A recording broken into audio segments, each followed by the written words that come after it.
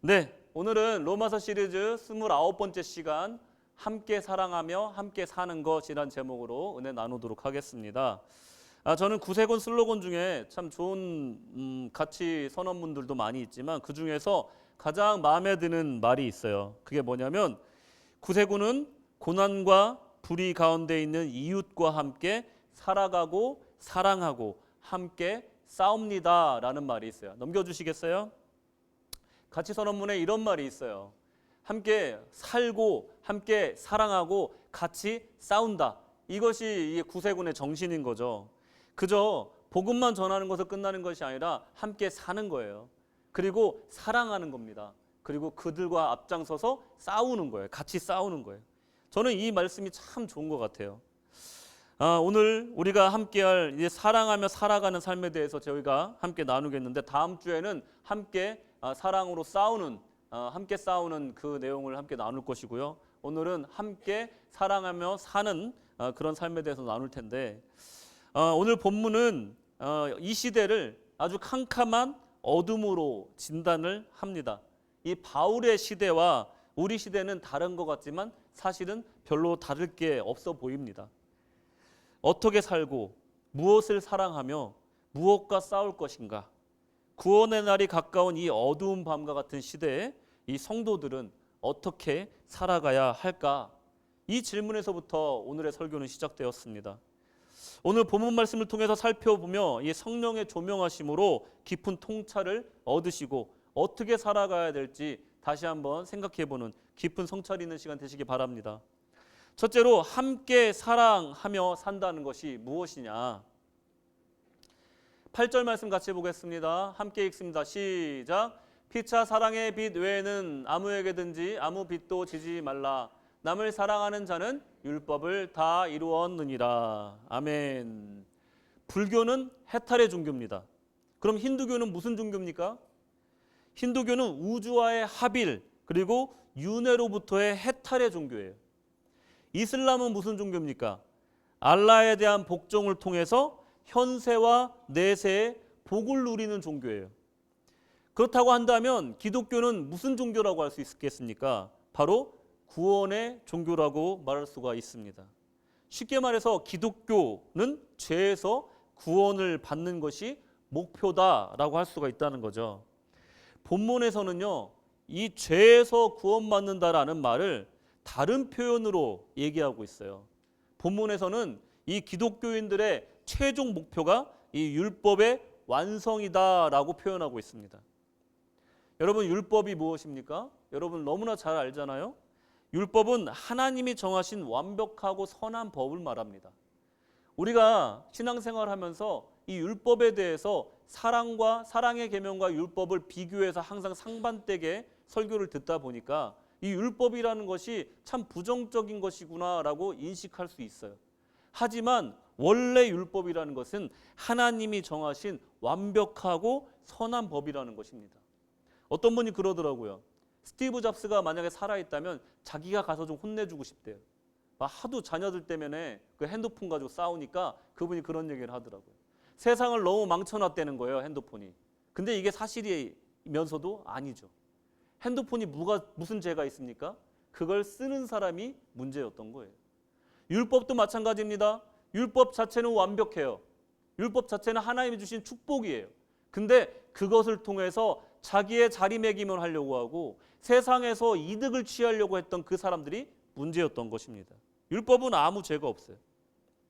이 법을 온전하게 지킬 수 있는 인간이 있다면 완벽 무결하고 가장 선한 사람이 될 수 있는 법입니다. 하지만 우리 모두가 알고 있다시피 율법을 완벽하게 지킬 수 있는 인간은 애시당초 세상에 존재하지 않습니다. 이 말은 무슨 말이냐? 사람은 애초부터 완벽할 수 없다는 거예요. 하나님처럼 될 수 없다라는 것입니다. 창세기에 등장하는 하나님처럼 될 수 있다라는 이 뱀의 유혹이 얼마나 허무맹랑하고 교활한 유혹이었는지 다시 한번 생각해 볼 수 있는 구절입니다. 원래대로라면요, 인간은 육신으로 살다가 자기 수명이 다하면 죽고 그걸로 끝나는 것이 아니라 영원한 징벌 속에서 죽고 싶어도 죽지 못하는 가운데 영원히 벌을 받으면서 지옥에 가야 되는 존재가 바로 인간이었다는 것입니다. 그런데 놀랍게도 오늘 본문에는요, 이 바울은요, 이 무서운 진실을 가볍게 틀어버리는 말을 합니다. 무슨 말을 했냐면 율법을 다 이룰 수 있는 방법이 있다라고 얘기하고 있는 거예요. 저기 보시면 나와 있죠. 율법을 다 이루었느니라 이렇게 얘기하잖아요. 율법을 이루는 방법이 있다는 거예요. 이거 엄청난 선언입니다. 그 방법이 무엇일까? 그것은 바로 말씀처럼 남을 사랑하는 것이다 얘기하고 있어요. 율법과 사랑의 상관관계에 대해서는 오늘 이 한 번의 설교로 설명할 수도 없습니다. 그만큼 방대하고 심오한 주제예요. 하지만 오늘 본문만을 가지고 설명을 하자면 한 문장으로 요약할 수가 있습니다. 그건 뭐냐면 사랑의 빚을 지고 악의 빚을 지지 않는 것이 사랑이고 율법의 완성이다라고 말할 수 있다는 것입니다. 9절부터 10절을 보시면요. 간음하지 말라, 살인하지 말라, 도둑질하지 말라, 탐내지 말라 한 것과 그 외에 다른 계명이 있을지라도 내 이웃을 내 자신과 같이 사랑하라 하신 그 말씀 가운데 다 들었느니라. 사랑은 이웃에게 악을 행하지 아니하나니 그러므로 사랑은 율법의 완성이니라. 아멘. 그 무서운 율법, 그 대단한 율법을 한 번에 이룰 수 있는 방법이 있으니 그것이 무엇이냐? 바로 사랑이라는 거예요. 사랑. 그러니 이 사랑이라는 것이 얼마나 대단한 것이고 강력한 것인가에 대해서 우리가 알 수가 있다는 거예요. 여러분 율법이 뭡니까? 쉽게 얘기해서 십계명 여러분 생각해 보세요. 십계명을 두 부분으로 나누면 무슨 부분과 무슨 부분이 있다라고 제가 여러 번 말씀드렸죠? 첫 번째로 뭡니까? 하나님 사랑. 그죠? 그 다음에 나머지는 뭐예요? 이웃 사랑. 그게 이제 십자가가 되는 거잖아요. 그죠? 하나님 사랑과 이웃 사랑으로 요약할 수 있는 게 하나님의 계명이에요. 율법인 거예요. 그러니 하나님 사랑과 이웃 사랑을 이루게 된다.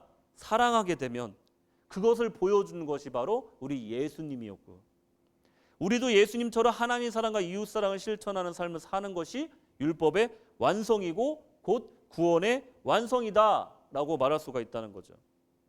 여러분 여기서 좀 생각해 볼 게 있어요. 8절에 나와 있는 말씀 한번 8절 보여주세요. 8절의 말씀처럼 남을 사랑하는 자는 율법을 다 이루었느니라. 이 말에서 나오는 남을 사랑하는 자가 누구냐? 바로 예수님인 거예요. 성자 예수께서요 하늘 보좌에 앉아 계실 때 굳이 이 땅의 인카네이션에서 성육신에서 오실 이유가 없어요. 굳이 하실 일이 아닌 거예요. 그런데 우리를 사랑하사 세상을 사랑하사 이 땅에 굳이 인간의 몸을 입고 오셔서 우리를 사랑하셨더니 하나님의 모든 율법을 다 충족시키시는 그런 결과를 만나게 됐다라는 거예요. 남을 사랑하는 자 율법을 완성한다. 곧 우리 신앙의 목적은 예수님을 통해서 구원받고 그리고 우리도 예수님처럼 남을 사랑하며 율법을 완성하는 것이다 라고 결론 지을 수가 있다는 것입니다. 구원받은 우리가 이제 남은 생애 동안에 해야 될 일 그것은 무엇입니까? 우리는 세상 살면서 언제나 우리에게 던져지는 가장 철학적인 질문, 가장 심오한 질문, 우리는 왜 사는가? 이 질문에 대해서 예수 믿는 사람들은요 답을 갖고 있는 겁니다. 근데 우리가 굳이 외면하고 사는 걸지도 모른다는 거예요. 뭐냐? 바로 사랑하며 살아라. 이것이 바로 우리가 100년은 살든 80살까지 살든 우리가 남은 여생 동안 살아야 되는 방식이라는 것입니다. 그것이 바로 율법을 완성하는 거기 때문에 그래요. 그것이 바로 천국을 완성하는 거기 때문에 그렇습니다. 구원받은 우리가 이제 생애 동안에 해야 될 것 바로 이 사랑의 실천이에요. 사랑의 실천에 대한 두 가지 측면이 여러분 있습니다. 오늘 두 가지 측면을 좀 살펴볼 텐데 소극적인 실천과 적극적인 실천이 있습니다. 첫째로 소극적 실천을 먼저 보겠습니다. 우리 믿는 사람들은 이 사랑을 실천해야 된다 그러면 나름대로 거룩한 부담감을 가져요. 근데 때로는 이것이 너무나 무거운 부담감이 되어서 심적으로 억누르는 심적 부담감이 될 때가 있습니다. 아, 사랑을 실천해야 된다고? 어떻게 실천을 해야 되지? 아, 정말 내가 뭔가를 희생해야 되나? 무언가 대단한 희생을 해야 되나? 아니면 내가 초대교인들처럼 전 재산을 가난한 사람들을 위해서 내놓고 나는 자발적으로 빈곤하게 살아야 되나? 그렇게 사는 것이 하나님이 원하시는 것일까? 부자 청년이 걱정하고 돌아간 것처럼 나도 걱정하며 돌아가면 안 되잖아. 그럼 나는 그럼 사랑을 실천할 수 없는가? 하면서 내적 갈등을 하면서 그렇게 사랑의 실천이라는 주제에 대해 접근할 때가 많이 있으실 거예요, 솔직히. 근데 여러분, 이 선교라는 것도요, 직접 그곳에 가서 정말 그들과 동고동락하면서 복음을 전파하는 선교사님도 있는가 하면요, 우리처럼 이곳에 있으면서 그들을 보내는 선교도 있다라는 거예요. 그러니까 적극적인 선교도 있고 소극적인 선교도 있다라는 거예요. 둘 다 귀하다는 겁니다.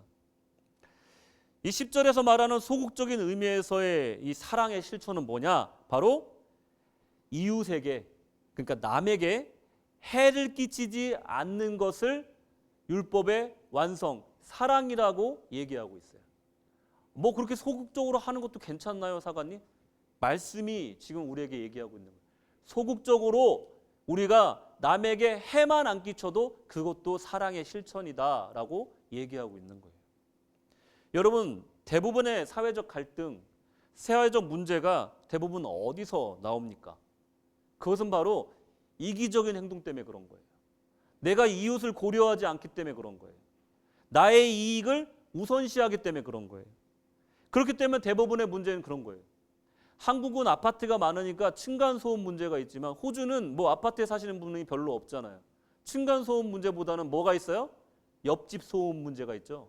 앞집 소음 문제가 있고, 그죠? 만약에 내 옆집에 정말 액티브한 아들 셋만 있는 집이 이사 왔다고 생각을 해보세요. 여러분 상상이 되십니까? 여러분, 그리고 우리는 다민족, 다문화의 나라에 살고 있어요. 우리나라 사람이 생각하는 기준과 인도 사람이 생각하는 기준과 또 중국 사람이 생각하는 기준과 또 호주 사람이 생각하는 기준이 다 다른 거예요. 그러니까 이 사람들이 괜찮다고 생각하는 것이 때로는 우리에게 불편한 것이 될 수가 있어요. 또 우리가 괜찮다고 생각하는 것이 뭐 예를 들면 청국장 냄새 뭐 이런 거는 우리는 괜찮지만 외국 사람들에게는 아주 지독한 냄새가 된다라는 거예요. 여러분, 제가요 매년 이 송구영신 예배를 올 때마다 폭죽이 터지는 이 화려한 뒷배경을 뒤로하고 교회를 온다는 거 아십니까? 또 송구영신 예배가 끝나고 새해를 맞이하며 집에 돌아가도 여전히 불꽃이 터지고 있어요. 가정집에서 막 터집니다. 막 난리가 나요. 그리고 며칠 전부터 일주일 전부터 불꽃이 터져요. 그러니까 인도나 아니면 중국 분들은 이걸 복을 새해에 빈다고 해서 자주 이게 터뜨리시잖아요. 근데 우리 문화권에서는 그렇게 하지 않으니까 그게 불편한 거예요. 시끄럽고 막 자다가 깜짝깜짝 놀라는 겁니다. 새벽 2시, 3시에 막 터뜨려 버리니까. 근데 이게 조금만 우리가 이웃을 고려하고 이웃에게 해를 끼치지 않는 입장에서 한다면 우리 문화는 그렇지만 좀 참아보자 하면 문제가 많이 사라진다. 이것도 사랑의 실천 중에 하나라는 거예요. 소극적인 실천, 이거 쉬운 것 같지만요, 이것도 많이 힘듭니다. 사람은 누구나 이기적이에요. 내가 우선입니다. 내가 편하고 보고자 하는 것이 인간의 원래 본성이라는 거예요. 근데 그것을 제한하고 다른 사람을 위해서 내가 하고 싶은 것을 멈춘다는 것, 그것도 일종의 사랑의 실천이라고 말할 수 있다는 것입니다. 그래서 우리도 모든 사람들을 만났을 때 되도록이면 친절과 포용으로 대해야 돼요. 길을 가다가 불친절한 사람 만났다고 해서 나도 같이 그 사람과 함께 째려보고 그렇게 하지 말라는 거예요. 여러분, 호주에 왔을 때 제가 좀 처음에는 낯설었지만 좋은 문화라고 생각했던 게 뭐냐면 길을 가다가 모르는 사람이 눈을 마주치면 어떻게 합니까? 막 싸우나요? 아니죠. 모닝, 굿아이 이렇게 하잖아요. 그건 참 좋은 것 같아요. 모든 사람에게 친절하게 대하는 거. 우리나라 사람은 어떻습니까? 지하철 타고 가다가 누가 날 쳐다봐요. 그러면 그때 어떻게 해요? 눈을 부라리기 시작하죠. 이 사람이 널 왜 쳐다? 그리고 막 싸우려고 막 하잖아요. 그러면 누군가 하나 눈을 깔아야 끝나죠. 그렇죠? 여러분, 제가 청소년 상담을 많이 해봤잖아요. 한국에서. 이 한국 애들은요, 남자애들 특히 또 여자애들도 마찬가지인데 너 왜 싸웠어 쟤랑? 쟤 왜 때렸어? 그러니까 자꾸 째려보잖아요. 이유가 거의 7, 80%가 그거예요. 그게 이제 거의 발단이에요. 제가 날 째려봐서 때렸다는 거예요. 근데 이 나라는 어떻습니까? 눈을 마주치면 따뜻하게 인사 나누는 게 문화라는 거예요. 왜 우리가 길에서 만나는 모든 사람에게 친절을 베풀어야 되냐? 우리가 기독교인이라서가 아니에요. 그 사람 나름대로의 사정이 있는 거예요. 그 사람이 죽상을 하고 길을 걸어가는 데는 이유가 있다는 거예요. 그 사람이 나한테 어그레시브하게 막 불친절하게 대하는 이유가 그날따라 그러는 이유가 그 사람에게 있다라는 거예요. 물론 성숙한 자세는 아니지만 그 사람도 사정이 있다라는 거예요. 누구나 사정이 있고 그 내면에 그들만의 싸움이 있다라는 거예요. 그걸 모르고 왜 저 사람 나한테 불친절하게 해? 저 사람 말을 왜 저렇게 해? 그냥 바로바로 반응했을 때 그것은 우리가 정말 좀 생각해 봐야 될 문제라는 것입니다. 그래서 우리는 만나는 모든 사람에게 친절을 베풀어야 되는 이유가 거기 있는 거예요. 원래 그런 사람이 아닌데 그날만 그럴 수도 있는 거니까 그렇습니다. 나의 판단으로 사람을 평가하고 속단하여 나쁜 사람으로 정해놓고 대하는 일은 우리가 없어야 된다는 거예요. 이게 바로 율법이 아닌 사랑으로 사람을 대하는 방법입니다. 남에게 해를 끼치지 않고 죄의 빛을 지지 않고 짓지 않고 사랑의 실천으로 우리가 소극적인 실천을 이제 한번 살펴봤어요. 그러면 이제 적극적인 실천이 또 있습니다. 이 소극적인 실천에서 멈추지 않고 이 본문은 더 높은 목표를 제시합니다. 그것은 바로 사랑의 빚을 져라 얘기하고 있는 거예요. 뭐 딱 들으면 이 말이 무슨 말인지 여러분 이해가 가십니까? 사랑의 빚이 뭐지? 사랑의 빚을 진다는 게 무슨 말일까? 사랑까지는 내가 알겠는데 사랑의 빚은 또 뭐냐? 이렇게 좀 궁금해질 겁니다. 그러니까 차근차근 한번 볼게요. 사랑은 뭐냐부터 볼게요. 오늘 말씀처럼 이웃에게 해를 끼치지 않는 거예요. 그리고 사랑은 율법의 완성인데 이웃에게 악을 행하지 않는 거라고 말씀드렸어요. 그렇다면 사랑의 빚을 진다는 건 무엇이냐? 이 말을 좀 이해하려면 한 가지 단어를 좀 이해를 하셔야 됩니다. 바로 이 사랑의 빚을 지라 하는 그 말의 앞에 나와 있는 한 글자예요. 두 글자구나. 피차. 영어 버전이 보면 좀 도움이 될 것 같아서 보시면 여기서 중요한 단어는 continuing이에요. continuing. that가 이제 빚이잖아요. 그러니까 내가 변제가 불가능한 이 지속되는 사랑의 빚을 서로 피차 져라 이거예요. 이게 무슨 말이냐면 이 continuing에서 나오는 뜻이 뭐냐면 지속적인 관계를 내포하는 거예요. 그러니까 한 번 보고 마는 사람이 아니라 계속해서 빚을 지고 또 지는 걸 얘기를 하는 거예요. 그러니까 계속해서 서로 빚을 지라는 거예요. 내가 도와주기도 하고 나도 그 사람한테 빚을 지기도 하고 그 사람도 빚을 지게 해주고 서로 오가면서 사랑의 빚을 지는 것, 이걸 지금 성경에서 요구하고 있는 겁니다. 제가 딱 보니까 아직도 이게 뭔 말이 하시는 것 같아서 예를 좀 들어드릴게요. 제가 예능 프로를 보다가 아주 순수한 이제 남녀를 발견했어요. 이분들은 결혼하는 것도 아니고 사귀는 것도 아닌데 남자 여자인데 마치 유치원 친구들처럼 순수하게 서로 돕고 정말 사이좋게 지내는 사람이 이제 TV에 나오더라고요. 참 보기 좋더라고요. 진짜 순수하게 서로 돕는 거예요. 이분들 사이에는요 쿠폰이 있어요. 쿠폰이. 예를 들면 반나절 호출권, 뭐 누구 도와주는 호출권, 뭐 이런 거예요. 라온이가 제 파더스데이 되면은 저한테 뭐 30분 안마권, 뭐 뽀뽀해주기 쿠폰, 뭐 이런 거 만들어 주거든요. 그런 거예요, 그런 거. 그러니까 서로 그런 쿠폰을 주고 받는 거예요.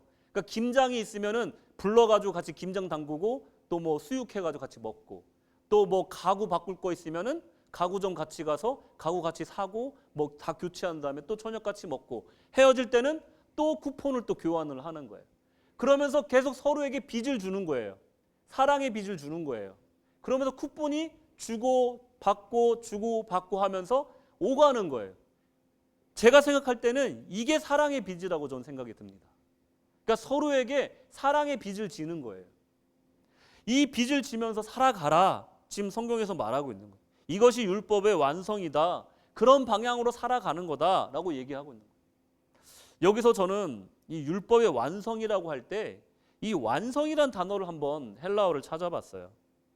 플레로마라는 단어인데 이 단어의 뜻이 뭐냐면요. 이 컵이 있어요. 거기다 물을 붓습니다. 그래서 마지막 한 방울까지 스포이드로 똑똑똑똑 떨어뜨려서 넘치기 바로 직전까지 채워서 빈틈이 없는 상태. 이게 플로레마예요.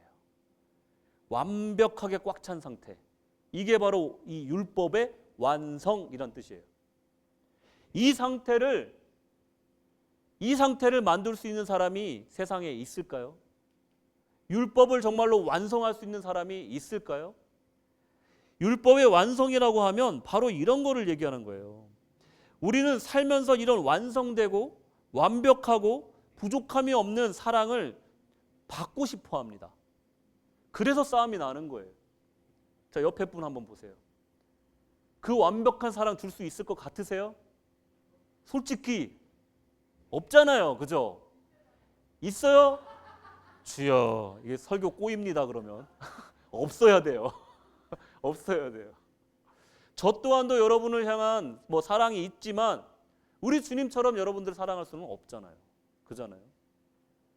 여러분, 그런 것도 한 반면에 우리는 살면서 이런 사랑을 주고 싶어 해요. 사랑은 주고받는 거잖아요. 특히 부모님들은 어떻습니까?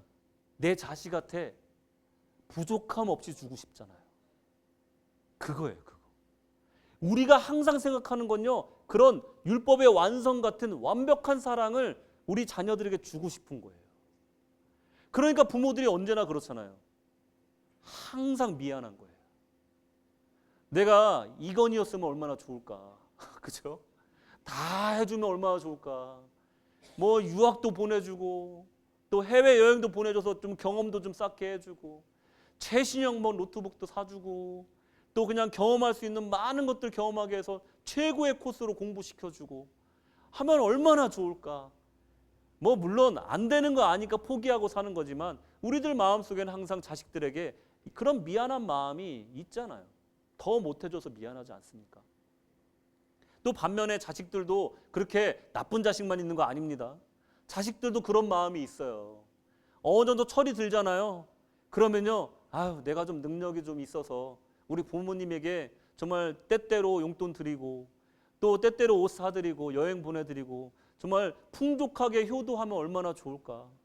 또 정말 몇 달에 한 번씩 또 1년에 한두 번씩이라도 티켓 보내드려서 정말 손주들도 자주 보게 해드리고 또 내가 또 자주 가서 또 인사드리고 하면 얼마나 좋을까. 참 못하니까 참 부모님께 죄송하다. 그런 마음 들지 않습니까? 특히 우리 외국 사는 사람들은 더 그렇잖아요. 여러분, 그게 바로 사랑의 빚인 거예요. 완벽할 수 없으나 갚을 수 없으나 갚고 싶은 마음인 거예요. 완벽하게 채울 수는 없지만 완벽하게 채워주고 싶은 그 마음이 바로 이 사랑의 빚이라는 거예요. 서로에게 그럴 필요는 없지만 왠지 더 주지 못해서 미안한 거예요. 또 한편으로는 오래전에 내가 가장 힘들 때 나를 도와줬던 분 내가 자주 찾아뵙고 감사 인사 자주 하고 싶고 또 나 도와줬던 그 옆집 아주머니 정말 자주 연락드리고 싶은데 바쁘게 살다 보니까 보답도 하지 못하고 항상 미안한 마음 갖고 있고 명절 때라도 좀 찾아가서 인사드리고 싶지만 자주 그렇게 못하는 것에 항상 미안한 마음으로 마음의 빚을 갖고 사는 것. 그것도 사랑의 빚이라는 거예요. 이런 것들을 내가 생각하면서 종종 저에게 도움 주시거나 또 감사한 분을 찾아가서 제가 자주 찾아뵙지 못해서 정말 감사한 분이신데 제가 보답하지 못해서 죄송합니다 이렇게 얘기하면 그분들은 그렇게 얘기를 해요. 뭘 나한테 갚으려고 그래. 너도 도움 필요한 사람 있으면 내가 한 것처럼 그냥 그렇게 베풀면 돼. 나한테 굳이 그렇게 할 필요 없어. 그렇게 얘기를 항상 하시더라고요. 우리가 뭘 받으려고 베푸는 게 아니잖아요. 그분들도 그런 것 같아요. 완벽하게 완성되지 않고 만족스럽게 보답되지 않아도 된다라고 얘기하는 거예요. 대신 받은 사랑 또 다른 사람에게 베풀면 된다라고 얘기하고 있는 겁니다. 여러분들은 하나님께 구원받은 감격을 얼마나 되돌려 드릴 수 있습니까? 여러분, 얼마나 보답할 수 있어요? 못합니다. 예. 우리가 헌금을 많이 한다고, 우리가 신앙생활 열심히 한다고 해도 그거 우리가 받은 구원에 비하면 아무것도 아닌 거예요. 우리가 하나님이 주신 그 은혜, 그 사랑 정말 손톱만큼도 보답해드리고 살 수가 없는 인생이라는 거예요. 하나님은 그래서 말씀하시는 거예요. 나한테 하지 마. 나한테 보답하려고 하지 마. 내 이웃을 내 몸과 같이 사랑하라. 그것이 나에게 보답하는 것이고 율법에 완성하는 것이다. 그래서 이 말씀이 나온 거예요. 하나님이 원하시는 것은 바로 그런 것이라는 겁니다. 사랑의 빛은 또 다른 사람에게 전달되고 확산되는 속성이 있습니다. 이것을 원하시는 거예요. 이것이 영원히 완납되지 않은 대출금 같은 것이고요. 사랑의 빛입니다. 그리고 갚아도 갚을 수 없는 하나님의 은혜와 사랑이라는 거예요. 갚아도 갚을 수 없다는 것을 깨달으면 깨달을수록 그럴수록 감사와 감격이 더욱 짙어지는 그것이 바로 하나님을 향한 우리의 사랑의 빛이라는 것입니다. 이것이 완성되지 않지만 완성되고 있는 율법의 완성의 방향성이라는 것입니다. 절대로 갚을 수 없는 사랑의 빛과 완성되지 않은 율법을 개인을 넘어서 이제 피차지는 이 공동체의 사랑의 빛으로 나아가야 된다는 거예요. 내가 만나는 모든 사람에게 어떤 사람을 사랑하면 지게 되는 이 기분 좋은 부담감을 갖는 것이에요. 내가 뭔가 잘해줘야 할 것 같고 더 잘해주지 못해서 생기는 이 부채감을 기꺼이 내가 떠맡는 겁니다. 이 거룩한 부채감은 개인적인 감정이나 일반적인 배품으로 머물지 않고 이 생활 방식으로 우리 생활 속에 스며들게 돼 있습니다. 그리고 실제적으로 우리 삶을 조금씩 변화시켜 나간다는 것을 우리는 해보면 알게 된다는 것입니다. 여러분들 사랑의 빛을 서로 지시기 바랍니다. 자, 이제 사랑하며 사는 것을 얘기했다면 이제 함께 사는 것의 의미에 대해서 보겠습니다. 함께 사는 것은 도대체 무엇일까? 그리스도 안에서 함께 산다는 것은 무엇인가? 함께 산다는 것은요, 함께 웃는 것입니다. 함께 산다는 것은요, 함께 우는 것입니다. 그리고 또 한 가지가 있는데요. 그것은 함께 좋은 방향을 향해서 나아가는 것입니다. 여러분 다 뭐 결혼하신 분들 많이 계신데 여러분 맨날 그러잖아요. 에휴, 저 양반이, 저 남편이 연애 땐 참 잘해주다가 결혼하고 나니까 잘 안 해줘. 이런 분들 계세요? 자, 손 살짝 들어보세요. 이렇게 저만 볼게요. 어우, 많이 드시네. 뭐 40명 들으신 거. 아니 그러면 연애만 하시지 왜 결혼 왜 하셨어요? 제가 묻고 싶어요. 아, 연애가 그렇게 좋은데 결혼하면 남자가 변하는데 왜 결혼 왜 하셨어요? 예? 내가 속았어, 그죠? 좋을 줄 알았어. 근데 이게요, 연애만 하지 왜 결혼을 했냐? 제일 먼저는 현실적인 이유가 있어요. 살림을 합쳐서 지금보다는 좀 더 잘 살고자 함이 있어요. 집도 사고 경제적으로 안정적으로 행복하게 살기 위함이 있습니다. 그리고 그 다음으로 뭐가 있냐면 함께 같은 곳으로 성장해 나가기 위해서 그런 거예요. 어른이 되는 겁니다. 그러니까 연애하다가 결혼하는 건요, 어른이 되는 길에 들어서는 거예요. 부모가 되는 과정을 내 사랑하는 사람과 함께 걷고 싶기 때문에 결혼을 하기로 결심하는 거 아니겠습니까? 뭐 이거 오늘 제가 주례하는 것 같네요. 다음 주례할 때 이걸 꼭 하겠습니다. 이 모든 관계는요, 울고 울면서 관계를 맺는 것도 맞지만 그 관계가 계속해서 지속되기 위해서는 성장하는 방향으로 마음이 맞아야 되는 거예요. 나는 살림 좀 일으켜보고 싶고 가정 좀 제대로 한번 꾸려보고 싶은데 자꾸 배우자가 나는 아직도 놀고 싶어 그러면 그 가정 어떻게 됩니까? 풍지박산 나는 거예요. 맨날 싸우는 거예요. 이 관계라는 것이요, 이 성장하는 방향으로 나아가야 되는 거예요. 제가 지난주 설교에 금요일날 설교 때 뭘 했냐면 3명의 친구가 필요하다 이 설교를 했거든요. 첫째로 웃어주는 친구 같이 함께, 그리고 울어주는 친구, 그리고 마지막으로 함께 성장하는 친구가 필요하다는 거예요. 그게 배우자인 사람은 진짜 수지 맞은 사람이라는 거예요. 여러분 그러니까 우리가 이 성숙한 관계라는 건 무엇이냐면 바로 같은 좋은 방향을 바라보는 그런 관계라는 거예요. 그냥 만나서 밥 먹고 술 먹고 즐기는 친구 필요합니다. 하지만 뭐 맨날 그 빨간 고추 가서 뭐 맛있는 거 먹고 짜장면 먹고 뭐 다 했어. 근데 남는 게 뭐냐 이거야. 남는 게 신앙생활로 이어져야 그것이 진정한 신앙관계라는 거예요. 외로울 때 잠깐 시간 내서 만나는 관계밖에 안 된다라는 것입니다. 함께 험난한 세상 헤쳐나가는 이 친구이자 동료가 되어줘야 된다는 거예요. 내 사적인 어려움과 아픔을 함께 나누고 함께 기도하고 함께 성장해 나가는 것.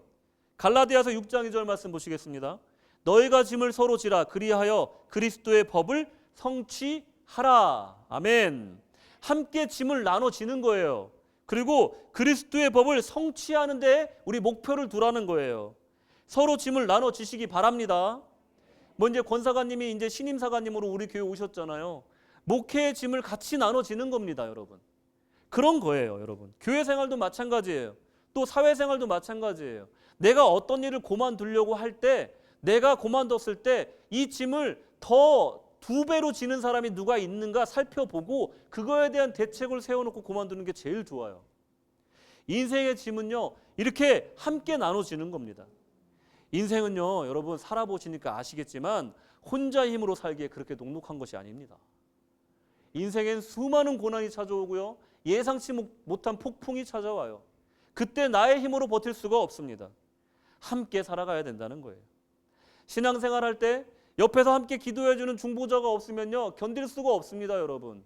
나 고난당해서 흔들릴 때, 기도조차 나오지 않을 때 나를 붙들어줄 신앙의 동료가 없으면요, 너무나 버티기 힘든 거예요, 여러분. 외로운 겁니다, 여러분. 우리는요, 혼자 살 수 없어요. 인생은 그래서 맨날 힘들다고 하는 겁니다. 혼자 자꾸 살려고 하니까. 괜히 남한테 패 끼치기 싫어서 얘기 안 하면서 혼자 끙끙 앓으니까 인생이 너무나 힘든 겁니다. 함께 사셔야 된다는 거예요. 함께. 힘들면 힘들다 말하십시오. 도움이 필요하면 도와달라고 하면서 빚을 지세요. 기도해달라고 부탁하면서 기도의 빚도 지시기 바랍니다. 사랑의 빚을 지면서 살아야 인생 살아갈 만하다는 것입니다. 여러분, 외로우세요? 외로운 이유가 뭡니까? 여러분들이 힘들다고 안 해서 그런 거예요. 여러분들 기도 부탁을 안 하기 때문에 그런 것입니다. 여러분들이 혼자 꾸역꾸역 이겨나가려고 하니까 그 인생이 외롭고 힘든 겁니다, 여러분. 대중 속에서 외로움을 느끼고 있는 거예요. 많은 성도들 사이에서 여러분들 혼자 힘들어하고 있는 거예요. 남들이 모르는 것 같죠? 여러분 힘들고 다 보입니다. 왜 도움을 안 청하지? 옆에서 기다리고 있는 거예요. 그러니까 제가 맨날 광고 시간에 기도 제목 내라 얘기하는 거 아닙니까? 여러분, 성경에서 말하는 함께 산다라는 말은 이런 겁니다. 이게 무슨 사회운동 하는 사람들이 얘기하는 게 아니에요. 대부분의 사회운동, 세상을 변혁시키는 운동들은요, 다 성경에 기반해서 그 운동들의 기반을 쌓은 거예요. 원래 하나님께서 우리에게 원하는 삶은요, 함께 사랑하며 사는 삶이라는 것입니다. 여러분, 빚을 지셔야 돼요. 빚진 자로서 우리는 빚을 져야 돼요. 우리가 왜 빚을 져야 되냐? 그리고 왜 우리가 사랑을 실천을 해야 되냐? 이것을 보면 뭐냐면 우리가 빚진 사람이기 때문에 그런 거예요. 우리는 이 사랑의 빚에서 자유로울 수가 없는 사람인 거예요. 우리가 왜 사랑을 실천해야 되는가? 이슬람에서는요, 공동체 안에서 의무를 다하기 위해서 사랑을 실천해야 된다고 얘기를 해요. 힌두교에서는요, 업보를 정화하기 위해서, 이 도리를 다하기 위해서 사랑을 실천해야 된다. 그러니까 그 대상이 누구든지 상관이 없는 거예요. 그 사람이 나한테 돌려주지 않아도 되는 거예요. 나는 내 업보를 정화했으면 됐다. 그거예요. 이게 힌두교예요. 불교도 마찬가지입니다. 자신의 현세의 덕을 쌓아서 내세의 이득을 얻고자 함이에요. 하지만 기독교에서 말하는 사랑 실천은 전혀 다르다는 거예요. 이미 우리는 복을 받은 사람이라는 거예요. 우리는 이미 구원받은 사람이라는 거예요. 그런 입장에서 우리는 사랑을 실천하는 거예요. 구원에 감사해서, 구원에 감격해서, 내가 받은 사람이 너무나 크니까 이 사랑에 감사해서 하나님의 형상을 입은 내 형제에게 이 사랑의 실천을 하는 겁니다. 비슷해 보이지만 전혀 다른 얘기인 거예요. 사랑의 실천을 왜 하느냐? 하나님의 사랑, 구원에 대한 감사, 이것 때문에 우리는 하고 있다는 것입니다. 넘겨주세요. 우리의 사랑의 실천의 대상은요, 이웃이지만 사실은 그 원천은 하나님에 대한 사랑과 감사에서부터 기인한다는 것이 큰 차이점을 만드는 거예요. 이것은 사회적 의무나 율법적인 타종교와 전혀 다른 개념을 갖고 있다는 거예요. 예수께서 우리의 죄를 대신 담당하셨다는 것은 우리가 예수께 사랑의 빚을 졌다는 것이고, 우리가 다른 사람에게 사랑을 베풀어야 할 빚을 졌다라는 의미를 갖고 있는 말이라는 것입니다. 여러분, 우리는 빚진 자입니다. 우리가 선을 행하는 것은 우리가 받은 은혜가 있으니 나도 1만 달란트 빚을 탕감받은 이 기쁨을 다른 사람의 빚을 탕감해 주면서 나누라, 이 삶을 살아라 라고 얘기하고 있는 것입니다. 내세 잘 되기 위해서 공덕을 쌓는 것도 아니고 윤회의 굴레에 벗어나서 또 다음 생에 좋은 팔자로 태어나기 위함도 아니라는 것입니다. 순수한 하나님을 향한 사랑과 감사, 이것을 표현하는 그분의 형상에 지음받은 이웃들을 향한 이 사랑이 곧 하나님을 사랑하는 표현이라는 것을, 그것이 사랑의 실천이라는 것을 우리는 알기 때문에 그 사랑의 빚을 지고 사랑을 실천하는 것입니다. 이렇게 사는 것이 하나님이 원하시는 함께 사는 삶이라는 것입니다. 이것이 하나님 뜻대로 사는 유일한 방법이라는 것입니다. 여러분, 평생 나만을 위해서 살고 나의 만족만을 위해서, 나의 즐거움만을 위해서, 나의 행복만을 위해서 돈을 벌고 또 그것을 쓰면서 살았다면 여러분 어떨까요? 어떤 사람이 만약에 500억을 벌어서 다 500억을 자기를 위해서 썼다고 한다면 여러분 어떠실 것 같습니까? 부러우시죠? 부러우시죠? 예, 부러울 것 같아요. 근데 저의 입장으로 바꿔서 생각한다면 조금 다를 것 같습니다. 내가 만약에 500억을 벌어서 500억을 다 나를 위해서 원 없이 쓰다가 이제 죽는 날이 다가와서 이제 눈을 감을 때 정말 이게 한없이 몰려오는 이 허무감 때문에 두려움에 떨며 차마 눈을 못 감을 것 같아요. 그때 찾아오는 허무감을 어떻게 할 거냐 이거예요. 나의 도움과 따뜻한 말 한마디를 기대하던 가족과 이웃들에게 평생 이기적으로 인생을 살다가 간다면 바로 이 허무감은 분명히 찾아온다는 것입니다. 사랑하는 성도 여러분, 사랑의 빚도 지고 남의 빚도 겸손하게 탕감해 주면서 베풀고 도움도 받으면서 사랑의 선한 사이클 속에서 살아가는 것을 주님이 원하신다는 것을 여러분 잊지 마시기 바랍니다. 너무 깔끔하게 살지 마십시오. 너무 사람들에게 폐 끼치지 않으려고 노력하지도 마십시오. 힘들 땐 기대시고 도움 받아야 할 땐 도움도 받으십시오. 나도 언젠간 도울 날이 오기 때문입니다. 깔끔하게 사는 거 너무 좋아하지 마십시오. 이것이 율법의 완성으로 가는 길이고 구원의 길로 가는 방향성이라는 것도 잊지 마시기 바랍니다. 구원이 가까운 이 시대에 성도가 살아가는 방식, 바로 사랑하고 또 함께 살아가는 것입니다. 이것이 함께 사랑하는 모습이고 우리 주님이 사랑 안에서 피차 사랑의 빚을 지며 살아가라고 말한 이유입니다. 오늘 말씀을 맺도록 하겠습니다. 우리의 최종 목표는 구원을 이루는 것입니다. 이 땅에 살면서 구원을 이루고 율법을 완성하는 방법에 대해서 오늘 함께 나눴습니다. 그것은 바로 사랑하고 사는 것입니다. 먼저로는 이웃에게 악을 행하지 말아야 합니다. 그리스도인의 선한 삶을 살아야 합니다. 그리고 주님이 그랬듯이 우리도 이웃을 위해 삶의 무거운 짐을 대신 지어 주어야 됩니다. 굳이 그렇게 하지 않아도 되는 일을 하면서 살아가야 된다는 거예요. 이 실천은 그 이웃에게 사랑의 빚으로 남을 것이고 또 다른 이웃으로 확산돼 나아갈 것이고 세상은 좀 더 하나님 뜻 가운데 변해갈 줄로 믿습니다. 피차 사랑의 빚을 지고 갚기도 하고 다시 빚을 지기도 하며 어울렁더울렁 살아가는 이 사랑의 공동체가 이 땅에 이루어지기를 소망합니다. 오늘 이 사랑의 공동체가 우리 교회에 이루어지기를 원합니다. 그 사랑의 공동체가 이 벨모아 지역에 또 라켄바 지역에 이 캔터버리 지역으로 확산돼 나가기를 소망합니다. 오늘 여기 모이신 우리 사랑하는 성도님들 다 선한 이웃으로 저 주님 앞에 서시기를 주님의 이름으로 축복합니다.